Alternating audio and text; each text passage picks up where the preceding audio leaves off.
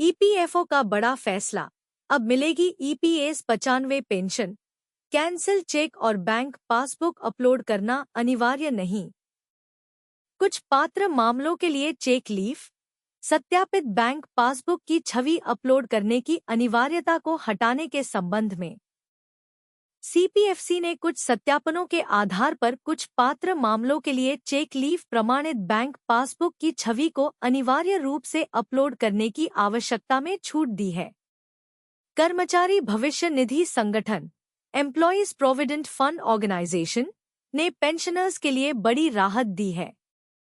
EPS 95 higher pension या न्यूनतम pension, EPS 95 higher pension और मिनिमम पेंशन दावा करने वालों को सीधा फायदा मिल रहा है। आवेदन करते समय कैंसिल चेक और बैंक पासबुक अपलोड कराया जाता था। खामियों की वजह से आवेदन को कैंसिल तक किया गया। काफी प्रॉब्लम बढ़ती जा रही थी। इस पर लगाम लगाने के लिए ईपीएफओ ने अब बैंक पासबुक और कैंसिल चेक को अपलोड करने की अनिवार्यता को समाप्त कर दिया है। बोकारो स्टील प्लांट के ऑफिसर्स एसोसिएशन के जनरल सेक्रेटरी अजय पांडेय के मुताबिक ईपीएफओ का यह फैसला वाकई काबिले तारीफ है। लोगों को खासा परेशानी होती थी। ऑनलाइन सर्विसेज में 10D फॉर्म भरते समय पासबुक अपलोड करना अनिवार्य था, जबकि केवाईसी के समय सत्यापन हो चुका होता है, इसलिए दोबारा इसकी जरूरत नहीं थी। हायर पेंशन हो या न्यूनतम पेंशन के लिए क्लेम करते समय लोग अपलोड करते थे। इसमें त्रुटि होने की वजह से आवेदन रिजेक्ट होते थे। समस्याएं बढ़ती जा रही थी। इस पर लगाम लगाने के लिए फैसला लिया गया। बैंक वेरिफिकेशन हो चुका है।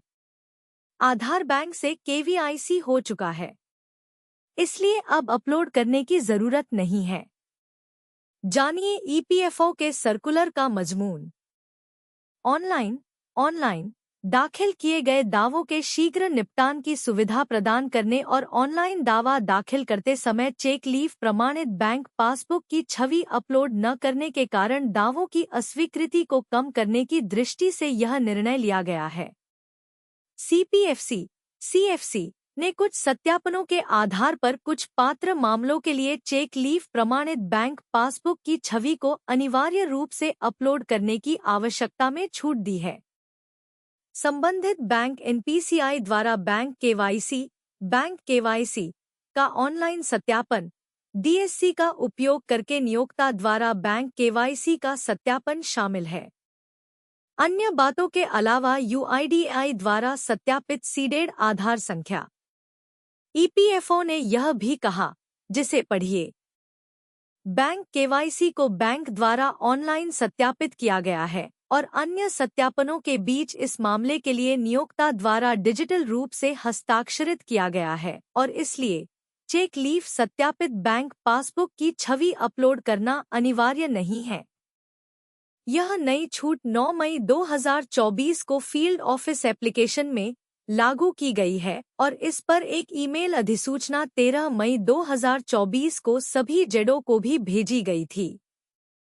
इस छूट के लिए पात्र होने वाले दावों को जल्द ही चेक लीफ बैंक पासबुक की छवि अपलोड न करने के कारण ऐसे दावों की अनजाने वापसी को रोकने के लिए डीलिंग हाथों द्वारा ऐसे दावों की पहचान में आसानी के लिए रंग कोडित किया जाएगा। ऐसे समय तक अकाउंट अनुभाग के सभी डीए को दावा पीडीएफ में उपरोक्त संदेश पर नजर रखने की आवश्यकता है ताकि ऐसे किसी भी अनजाने रिटर्न से बचा जा सके। ईपीएस 95 पेंशनधारकों को कब मिलेगा हायर पेंशन? केंद्र सरकार को नहीं है पेंशनधारकों की चिंता। ईपीएफओ और केंद्र सरकार की नीतियों पर पेंशनभोगी लगातार सवाल उठा रहे हैं। हायर पेंशन को लेकर समस्या दूर ही नहीं हो रही है। सेल एफसीआई के कर्मचारी और पेंशनभोगी इतना नाराज हो गए हैं कि अब गुस्साते हुए अपशब्दों का इस्तेमाल कर रहे हैं। उनके सब्र का बांध टूट गया है। आखिर इतना कौन सहता है? कब मिलेगा higher pension? EPS 95 higher pension को लेकर कर्मचारी और पेंशन भोगी केंद्र सरकार और EPFO के बीच चक्की की तरह पीस रहे हैं। हायर पेंशन की गणना अधिकतर सभी कर्मचारियों और पेंशनधारकों ने कर ली है। सेल और FCI कार्यालयों में बम्पर तरीके से पेंशन की गणना की जा रही है। सभी पेंशन भोगी वहां पहुंचकर अपनी पेंशन गणना करवा रहे हैं, पर इसको लागू कब किया जाएगा, कब उनको हायर पेंशन मिलेगी, यह सवाल जस का तस है। 1.5 साल तक प्रक्रिया लंबित। सुप्रीम कोर्ट के फैसले के बाद भी इसको लागू नहीं किया जा रहा है। पेंशन भोगी ऐसे में अपना और अपने परिवार का गुजारा कैसे कर रहे हैं, ये वे ही जानते हैं। 1.5 साल तक हायर पेंशन की प्रक्रिया लंबित है। बहुत सारे पेंशनधारकों ने अपनी जमा पूंजी EPFO में जमा कर दी है, पर उनको अभी तक निराशा ही हाथ लगी है। अब पेंशन को लेकर कर्मचारियों और पेंशनधारकों की तरफ से लगातार सवाल यूनियन नेताओं से किए जा रहे हैं। EPFO और केंद्र सरकार पे भड़के पेंशन भोगी। पेंशन भोगियों ने केंद्र सरकार और EPFO पर भड़कते हुए कहा कि 1.5 साल से केवल माथापच्ची हो रही है, अब तक मिला कुछ नहीं। सुबह से शाम तक हर कोई अपनी पाई का हिसाब लगाता है। रिजल्ट के रूप में सब शून्य ही नजर आ रहा है। केंद्र सरकार और EPFO की ढिलाई वाकई में कई सवालों का जन्म दे रही है।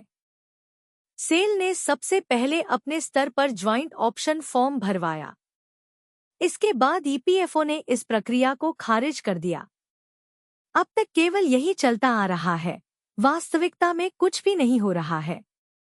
केंद्र सरकार और EPFO को पेंशनधारकों की नहीं है चिंता। पेंशन भोगी सार्वजनिक तौर पर कह रहे हैं कि सरकार और EPFO को पेंशनधारकों की चिंता है कि नहीं, इससे अच्छा तो हमें मौत मिल जाती है। कई पेंशनधारक इसी आस में स्वर्ग सिधार गए, लेकिन केंद्र सरकार और EPFO को थोड़ी भी रहम पेंशनधारकों के प्रति नहीं है। ज्वाइंट ऑप्शन फॉर्म भरवाने, पैसा जमा करने और EPFO कार्यालयों तक चक्कर लगाने वालों पेंशनधारकों की तकलीफ का एहसास EPFO को क्यों नहीं हो रही है। EPS 95 minimum higher pension. सरकार और EPFO से पेंशन भोगियों की एकमात्र इच्छा। एक पेंशनर्स ने लिखा, मेरा अनुभव है कि मेरे जीवन के 35 वर्ष सरकार के गुलाम बन गए और रिटायर होते ही फेंक दिए गए। सूचनाजी न्यूज, छत्तीसगढ़। कर्मचारी भविष्य निधि संगठन, employees provident fund organisation EPFO, केंद्र सरकार और कर्मचारी पेंशन योजना EPS 95 हायर पेंशन को लेकर लगातार पेंशनर्स कुछ न कुछ लिख रहे हैं। अपने मन की बात को सोशल मीडिया पर साझा कर रहे हैं। मकसद एक ही है कि न्यूनतम पेंशन 1,000 रुपये को 7,500 रुपये कर दिया जाए। लोकसभा चुनाव से पहले उम्मीद थी कि पेंशन भोगियों का चेहरा खिलेगा, लेकिन कुछ भी नहीं हुआ। इसी बात को लेकर पेंशनर्स अपनी बात और भड़ास जमकर निकाल रहे हैं। वहीं हायर पेंशन पर दर्द और छलकता जा रहा है। एक पेंशनर्स ने लिखा, पागलपन है, देश समाज नहीं। व्यापारी व्यापार समझता है, जनता का मर्म नहीं समझता। मेरा अनुभव है कि मेरे जीवन के 35 वर्ष सरकार के गुलाम बन गए और रिटायर होते ही फेंक दिए गए, और आने वाले चुनाव में हमारी मांग के अनुरूप राजनीतिक पार्टियों ने वचन पत्र में भी EPS 95 का कोई जिक्र नहीं किया और मोदी का विजय नगाड़ा बज रहा है। आपसे अनुरोध है कि जो भी लोग सरकार के समर्थन में हैं, उनके पास UAN नंबर है। EPS 95 पेंशन भोगियों के लिए हक की आवाज उठाते रहें। EPS 95 हायर पेंशन पर एक पूर्व कार्मिक ने कमेंट किया कि श्रम मंत्रालय का कहना है कि 3.6 लाख संयुक्त विकल्प आवेदनों पर अभी भी नियोक्ताओं द्वारा कार्रवाई की जानी है। जब मुझे मई 2024 की आखिरी तारीख नहीं मिली तो मेरा आवेदन कैसे खारिज हो गया। 30 से 40 साल तक EPFO में योगदान दिया। एक पेंशन भोगी अनिल ने लिखा, प्रिय महोदय, यह बहुत दुखद है। सरकार कोई कार्रवाई क्यों नहीं कर रही है? हमारी पेंशन क्यों नहीं बढ़ाती? सभी वरिष्ठ नागरिकों के साथ इस तरह का उत्पीड़न क्यों? जिन्होंने कड़ी मेहनत की है, 30 से 40 साल तक ईपीएफओ में योगदान दिया, लेकिन क्या रिटर्न? दोनों के लिए 1,000 रुपए। सच में यह ग्रेट है। किसने निर्णय लिया? हमारे राजनीतिक नेता क्या कर रहे हैं? सरकार से मेरी एकमात्र इच्छा। ईपीएस 95 न्यूनतम पेंशन पर रामकृष्ण पिल्लई ने लिखा, सरकार कहती है कि ईपीएस एक परिभाषित योगदान और परिभाषित पेंशन योजना है, जहां पेंशन फंड का योगदान और स्वास्थ्य पेंशन के लिए एकमात्र मानदंड है। मैं यह नहीं कह सकता कि सरकार 100% गलत है। सरकार से मेरी एकमात्र इच्छा बदलते समय के साथ ईपीएस सदस्यों की आकांक्षाओं को पूरा करने के लिए योजना को फिर से तैयार करना है। साथ ही कम पेंशन योग्य सेवा और पेंशन योग्य वेतन वाले पुराने पेंशन भोगी विशेष विचार के पात्र हैं।